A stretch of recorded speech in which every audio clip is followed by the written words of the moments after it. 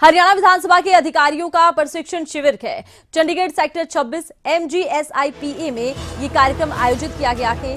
CM Nayab Singh Saini ने इस कार्यक्रम में देखिए शिरकत की और कार्यक्रम में मौजूद हैं हरियाणा विधानसभा स्पीकर हरविंदर सिंह कल्याण ने आयोजित इस कार्यक्रम में संबोधित किया। क्या कुछ कह रहे हैं वो दिखाते हैं।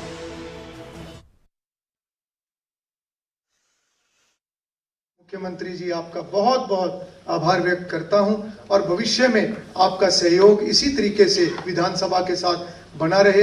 आप जानते हैं कि विधानसभा के अंदर जो हमारा 40% हिस्सा है, परंतु उसमें से भी केवल 27% स्पेस हमें अवेलेबल है। मैंने पिछले दिनों में विधानसभा के अंदर जब राउंड लगाया तो वास्तव में किस प्रकार से हमारी टीम, हमारे कर्मचारी, हमारे अधिकारी कितनी कम जगह के अंदर बैठकर अपना काम करते हैं, तो कहीं ना कहीं ये एक अलग प्रकार की चुनौतियां हैं। अगली जो हमारी प्लानिंग है वो समय के साथ साथ आगे बढ़ेगी, परंतु मैं आपसे निवेदन करता हूं कि विधानसभा के अंदर का जितना भी रेनोवेशन का काम है, एक सही तरीके से अच्छी व्यवस्थाएं हमारी कर्मचारियों के लिए, हमारे अधिकारियों के लिए हो सके, उसके लिए एक प्लान हम बनाएं और वो प्लान सरकार के पास भेजें। मुझे उम्मीद है कि वो जो भी प्लान होगा उसमें जितना भी खर्चा आएगा आप उसको निश्चित रूप से उसको हरी झंडी देने का काम करेंगे। मैं साथ ही साथ लोकसभा की पूरी टीम का भी धन्यवाद करता हूं जो एक इस विशेष कार्यक्रम के लिए आज यहाँ पर पधारे हैं। प्राइड की पूरी टीम, पूरी संस्था का, और मैक्सिपा जो ये संस्था है जहाँ पर इस का आयोजन हो रहा है, उनका प्रबंधन का, उनका सभी का भी मैं आभार व्यक्त करते हुए अपनी बात को यहीं समाप्त करूंगा। आप सभी का बहुत बहुत धन्यवाद। खबर दिल्ली से है। शिक्षा मंत्री महिपाल ढांडा की बड़ी बैठक नई दिल्ली हरियाणा भवन में बैठक जारी है। शिक्षा विभाग के अधिकारी और वाइस चांसलर मौजूद हैं। नई शिक्षा नीति को लेकर चल रही है बैठक। 12 जनवरी को शिक्षा विभाग करेगा प्रदेश में बड़े कार्यक्रम। तो 12 जनवरी को देखिए शिक्षा महकमे की तरफ से प्रदेश में बड़े कार्यक्रम किए जाने हैं। इन कार्यक्रमों का आयोजन किया जाना है। 12 जनवरी को शिक्षा विभाग करेगा प्रदेश में बड़े कार्यक्रम। शिक्षा मंत्री महिपाल ढांडा की बड़ी बैठक, वाइस चांसलर भी इस बैठक में मौजूद हैं और आपको बता दें कि तमाम महकमे के बड़े अधिकारी इस बैठक में मौजूद हैं। नई दिल्ली हरियाणा भवन में ये बैठक चल रही है। शिक्षा विभाग के अधिकारी और वाइस चांसलर इस बैठक में मौजूद हैं। शिक्षा विभाग करेगा प्रदेश में बड़े कार्यक्रम। और ज्यादा जानकारी के लिए खबरें अभी तक के संवाददाता राजा पटेल हमारे साथ फोन लाइन पर जुड़े हैं। जी राजा, क्या कुछ जानकारी बैठक को लेकर? और बिल्कुल देखिए, शिक्षा विभाग की महत्वपूर्ण बैठक नई दिल्ली स्थित हरियाणा भवन में चल रही है। शिक्षा जो मंत्री हैं हरियाणा के महिपाल ढांडा, उनकी अध्यक्षता में ये बैठक चल रही है। बैठक में शिक्षा विभाग के अधिकारी और कई वाइस चांसलर जो है इस बैठक में मौजूद है और बारीकी से चर्चा हो रही है कि नई शिक्षा नीति प्रदेश में लागू करनी है। ऐसे में किस तरीके का रोड मैप नई शिक्षा नीति को लेकर अधिकारी तैयार कर रहे हैं, वो पूरी समीक्षा हो रही है। वहीं 12 जनवरी को शिक्षा विभाग प्रदेश के कई ऐसे जिले हैं जहां पर बड़ा कार्यक्रम करने जा रहा है, उसको लेकर भी रूपरेखा बनाई जा रही है। तो सबसे महत्वपूर्ण बात है कि नई शिक्षा नीति को लेकर अधिकारियों से फीडबैक जो मंत्री हैं, शिक्षा मंत्री, वो ले रहे हैं और काफी महत्वपूर्ण ये बैठक है, लगातार जारी है। जी, तो महत्वपूर्ण ये बैठक है, लगातार चल रही है। बहुत शुक्रिया, तमाम जानकारी आपने इस बैठक को लेकर दर्शकों तक पहुंचाई है। तो शिक्षा मंत्री महिपाल ढांडा की बड़ी बैठक है। नई दिल्ली हरियाणा भवन में बैठक चल रही है और शिक्षा महकमे के तमाम बड़े अधिकारी, यहां तक कि वाइस चांसलर भी इस बैठक में मौजूद हैं। अब आने वाले दिनों में एक भव्य कार्यक्रम होगा। नई शिक्षा नीति को लेकर फिलहाल बैठक में चर्चा की जा रही है।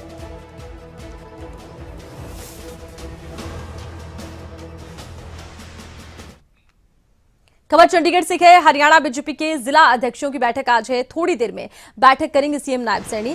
बीजेपी प्रदेश अध्यक्ष मोहन लाल कौशिक इस बैठक में मौजूद रहेंगे। मुख्यमंत्री निवास पर होगी जिला अध्यक्षों के साथ ये बैठक। तो मुख्यमंत्री निवास पर देखिए बैठक होने वाली है और थोड़ी देर में बैठक करने वाले हैं सीएम नायब सैनी। कुछ ही देर में ये बैठक शुरू भी हो जाएगी।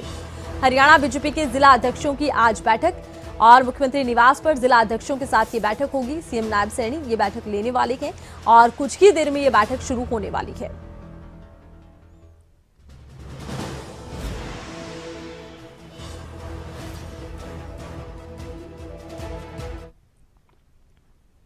हरियाणा बीजेपी के जिला अध्यक्षों की ये बैठक बुलाई गई है। क्या खास रहेगा वो आपको बता दें। हरियाणा बीजेपी का राजधानी पर मंथन महत्वपूर्ण रहेगा और 8 जनवरी सुबह 11 बजे मुख्यमंत्री आवास पर ये बैठक, यानी कि बस बैठक कुछ ही पलों में शुरू होने वाली है, क्योंकि 11 बज चुके हैं। बढ़ते हैं आगे, तो बता दें कि संगठनात्मक चुनाव सदस्यता अभियान पर अहम चर्चा की जानी है।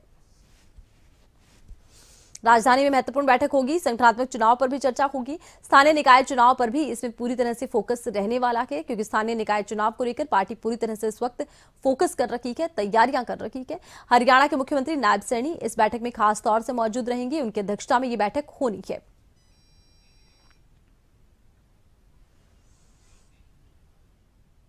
बैठक में किन मुद्दों पर चर्चा होगी वो भी आपको एक बार बता देते हैं। तो संगठनात्मक चुनाव को लेकर चर्चा होगी, इसके अलावा कौन से विषय रखेंगे, तो सदस्यता अभियान पर भी इस बैठक में चर्चा की जाएगी।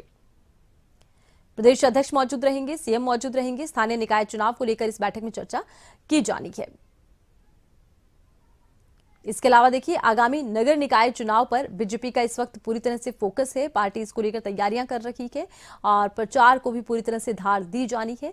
इधर नगर निगम, नगर परिषद, नगर पालिका चुनाव जीतना लक्ष्य पार्टी ने अपना तय किया है और इन्हीं को ध्यान में रखते हुए आज की बैठक में चर्चा होगी। शहरी ग्रामीण वोटर्स को आकर्षित करने की रणनीति इसमें खास तौर से चर्चा का विषय रहेगी।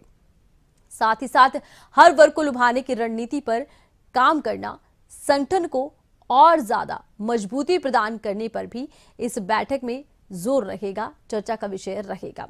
वहीं आपको यह भी बता दें कि सदस्यता अभियान में तेजी कैसे लेकर आई जाए, कैसे और ज्यादा लोगों को पार्टी से जोड़ा जाए, ये विषय भी चर्चा का रहेगा। 50 लाख कार्यकर्ता जोड़ने के लक्ष्य में तेजी लाना इस बैठक के विशेष मुद्दों में से एक रहने वाला है। हर क्षेत्र से लोगों को अपने साथ जोड़ने का लक्ष्य, ये महत्वपूर्ण है। कार्यकर्ताओं को बूथ स्तर पर ताकतवर बनाने का लक्ष्य भी रखा गया है।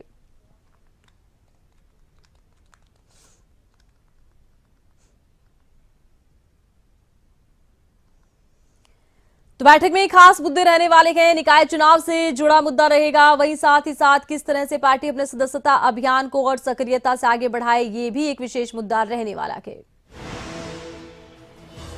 हरियाणा बीजेपी के जिला अध्यक्षों की बैठक कुछ ही देर में बाद शुरू होने वाली है और आपको बता दें कि इस बैठक में निकाय चुनाव पर चर्चा होगी, संगठनात्मक विषयों पर चर्चा होगी। बड़ी बात यह है कि बीजेपी अपने सदस्यता अभियान पर भी पूरी तरह से फोकस कर रखी है। सदस्यता अभियान पर किस तरह से कार्य किया जाए, ये चर्चा का विषय रहने वाला है और आपको बता दें कि तमाम विषयों को लेकर चर्चा की जानी है।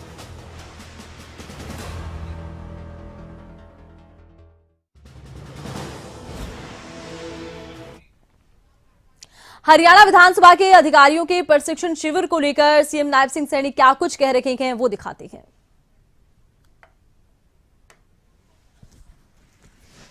से 2 दिन रह करके उसको समझना और उसका स्किल करना, स्किल करते हुए उसका लाभ हरियाणा प्रदेश के लोगों को मिले, विधानसभा को मिले, उसको लेकर के ये 2 दिन का प्रशिक्षण कार्यक्रम यहाँ आयोजित किया गया है। और मुझे पूरा विश्वास है कि सभी कर्मचारी इसमें पूरा समय लगा करके अलग अलग, क्योंकि विषयों के ऊपर जानकारियाँ रहेंगी, एक टीम वर्क के में काम होता है विधानसभा के अंदर, क्योंकि यहाँ पर जो कार्य संचालन है उसमें अलग अलग दलों से सभी विधायक होते हैं और क्योंकि उस विषय से ऊपर उठ करके एक टीम भावना में जो विधानसभा के कर्मचारी हैं वो काम करते हैं और उसका लाभ मिलता है, क्योंकि यहाँ पर विधानसभा में बैठ करके प्रदेश के विकास की, आम गरीब व्यक्ति के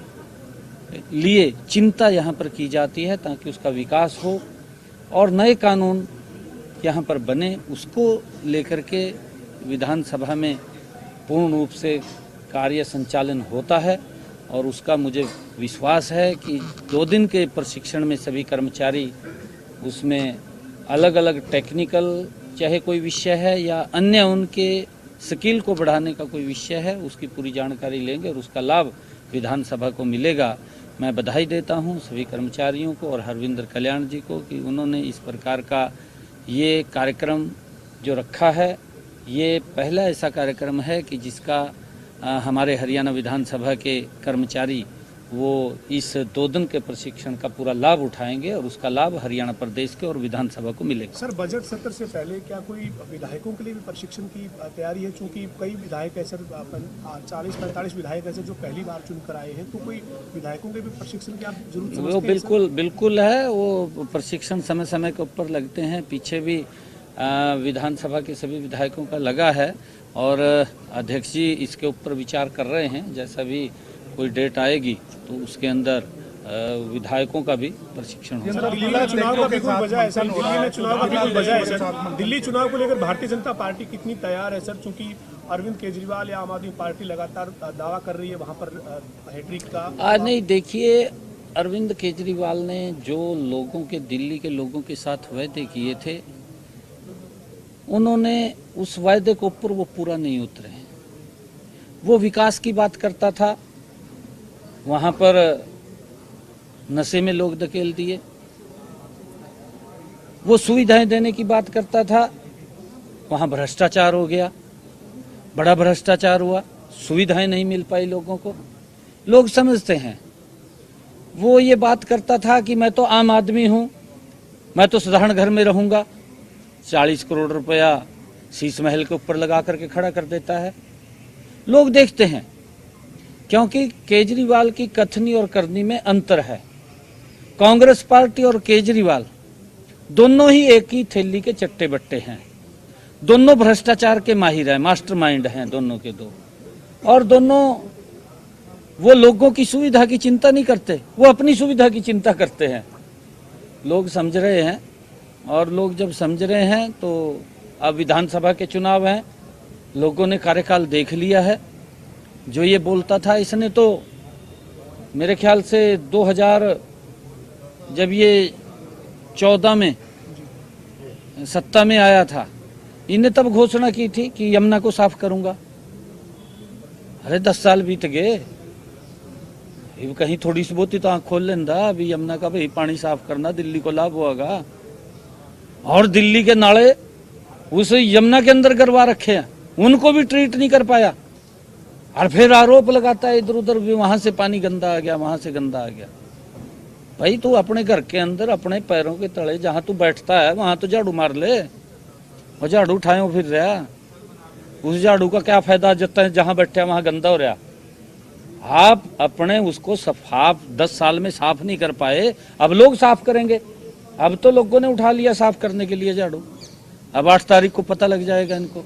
5 तारीख को भारतीय जनता पार्टी नरेंद्र मोदी जी के नेतृत्व में बड़े मैंडेट के साथ सरकार बनेगी। बड़ा विश्वास लोग करते हैं मोदी जी के ऊपर, और पूरे देश के अंदर देश के लोग नरेंद्र मोदी जी से स्नेह करते हैं। दिल्ली के अंदर भी लोग भारतीय जनता पार्टी की सरकार बनाएंगे। चुनाव जहाँ है वो 5 और 8 तारीख को ही हो रहे हैं, तो कहीं ना कहीं लकी है 5 और 8 तारीख आप लोगों के हरियाणा में नहीं। ये चुनाव योग का विषय है, ये हमारा विषय नहीं है। ये देखिए, ये हमारे पार्टी का फैसला होता है। जब पार्टी का फैसला होगा तो हम जरूर जाएंगे। क्यों नहीं? पार्टी का फैसला होगा तो अवश्य जाएंगे। सेंट्रल ग्राउंड वाटर बोर्ड, जिसमें ये कहा गया है कि हरियाणा में जो ग्राउंड लेवल वाटर है उसका काफी ज्यादा खराब स्थिति चल रही है, खासकर सबसे वर्स्ट एरिया कुरुक्षेत्र है और झज्जर है। नहीं, देखिए, क्योंकि लगातार पानी का नीचे से दोहन हो रहा है और उसके अंदर दिखते तो हैं कहीं न काफ़ी संख्या के अंदर जो डार्क जोन में भी हम चले गए हैं। हमें इस बात को समझना होगा। मैं तो आदरणीय प्रधानमंत्री जी का इसलिए भी धन्यवाद करता हूं कि उन्होंने जो एक योजना अमृत सरोवर की चलाई, और उसके अंदर हम भी उसको टारगेट लेकर के कि ज़्यादा तालाब वो बने और तालाबों के अंदर जो बरसात का पानी है वो एकत्र हो, जिससे कि नीचे रिचार्ज गति से हो, और रिचार्ज होगा आने वाली पीढ़ियों को पानी की दिक्कत न रहे। उसको लेकर के हम गंभीरता से काम कर रहे हैं। पिछले दिनों हमने एक योजना मेरा पानी मेरी विरासत, ये कार्यक्रम हरियाणा के अंदर चला हुआ है। आदरणीय मनोहर लाल जी ने उस कार्यक्रम को चलाया और उसका लाभ भी मिल रहा है। लोग भी उसके ऊपर समझ करके उसको फॉलो कर रहे हैं। और हमने ये भी लोगों से अपील किया था पिछले दिनों कि आप फसल का भी डाइवर्सन करें, ताकि एक ही फसल, हम धान की फसल बोते हैं, धान में पानी की बहुत ज़्यादा उसकी लागत होती है, उसका पानी का बहुत दोहन होता है तो ये पानी है, कहीं ये बाहर फैक्ट्री में तो बनता नहीं, ये प्रकृति का एक स्रोत है और प्रकृति से ही हमें ये पानी प्राप्त होता है। और अगर ये कहीं ना कहीं ज़्यादा नीचे चला गया तो दिक्कत खड़ी हो जाएगी और उसको लेकर के हमने पहले ही इसके ऊपर लंबा सोचना चाहिए और आदरणीय मोदी जी ने इसके ऊपर एक बड़ी प्लानिंग बनाई है। और चाहे हम जो स्प्रिंकल इरिगेशन है या ड्रिप इरिगेशन है उसकी तरफ भी हम सब्सिडी दे करके किसान को बढ़ा रहे हैं और किसान उसके अंदर फॉलो भी कर रहा है, उसका लाभ भी ले रहा है। और डाइवर्सन फसल के अंदर भी हम किसानों को अलग से इंसेंटिव देने का काम कर रहे हैं ताकि एक फसल ना दूसरी अन्य फसल के ऊपर भी वो जाएं जिसके अंदर पानी कम लगता है। सर 75% करीब महाकुंभ का आगाज प्रदेशों में कहीं चुनाव होते थे तो गुजरात मॉडल को रखा जाता था। गुजरात मॉडल जो है वो रखा जाता था 2014 के बाद जब कभी भी प्रदेशों के चुनाव हुए, विजय पताका कई प्रदेशों में लहरा। अब 10 साल से अधिक का वक्त हो गया।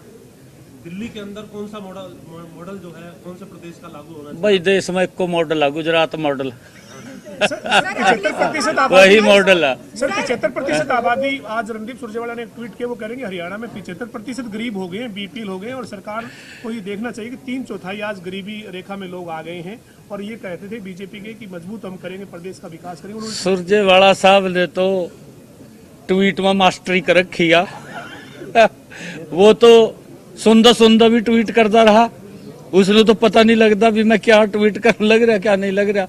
उसकी तो जब भी आंख खुलेगी बेचारे की तभी ट्वीट कर देगा।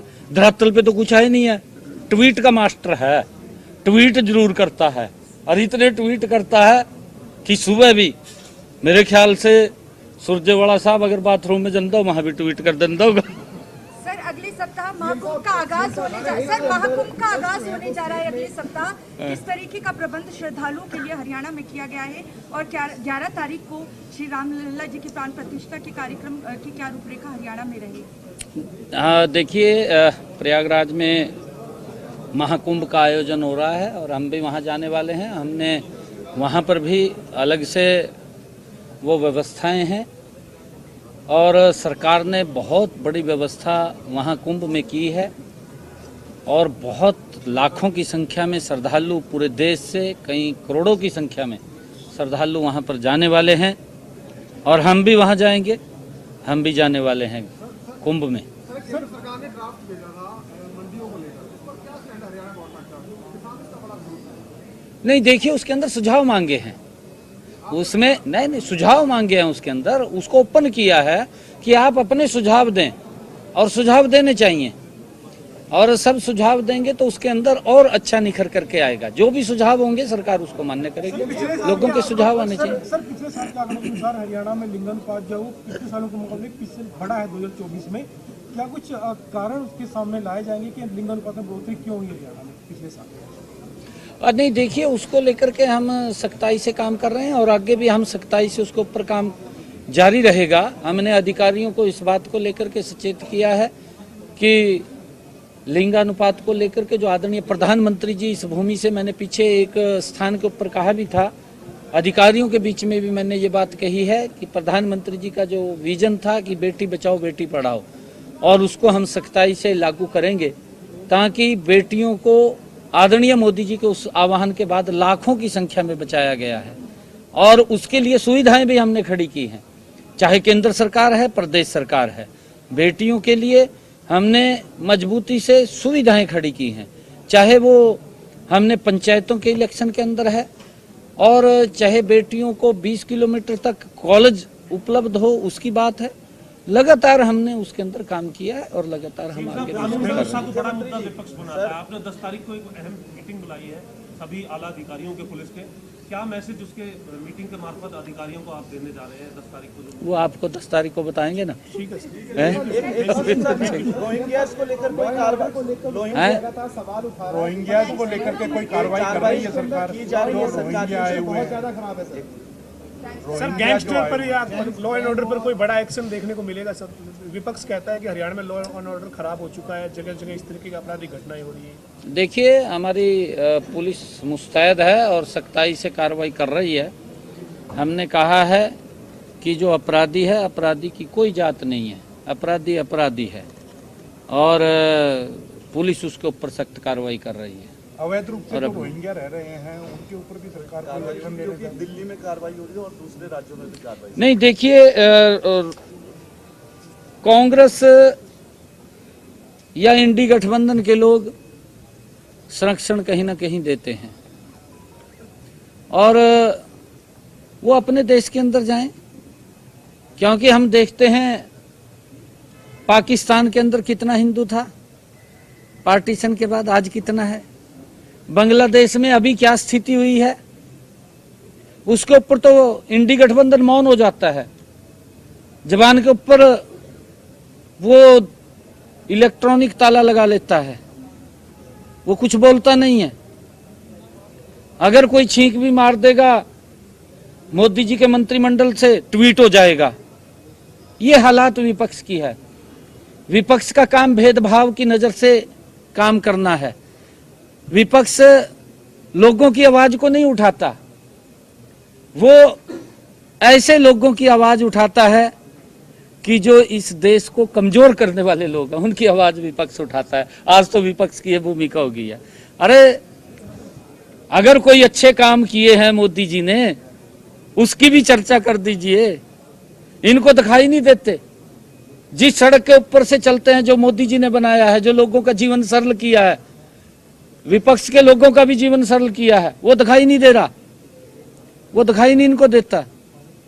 अरे लगातार एमएसपी बढ़ा करके दिया, ये दिखाई नहीं देता। मोदी जी ने जब कांग्रेस की इंडी गठबंधन का शासन था, डीएपी और यूरिया के दाम बढ़े थे और वो दाम बढ़े, हमारे किसान के ऊपर वजन पड़ा। ये कांग्रेस के और इंडी गठबंधन के समय की बात है। यूपीए बोलते थे, क्योंकि इसका हर समय में आकर के नाम बदल जाता है। कभी कांग्रेस हो जाता है, कभी यूपीए हो जाता है, यूपीए के बाद फिर इंडी गठबंधन हो गया। ये आगे पता नहीं क्या होगा। ये तो गर्भ की छिपी हुई बातें हैं। ये इनको मालूम होगा कि आगे हमने क्या नाम रखना है।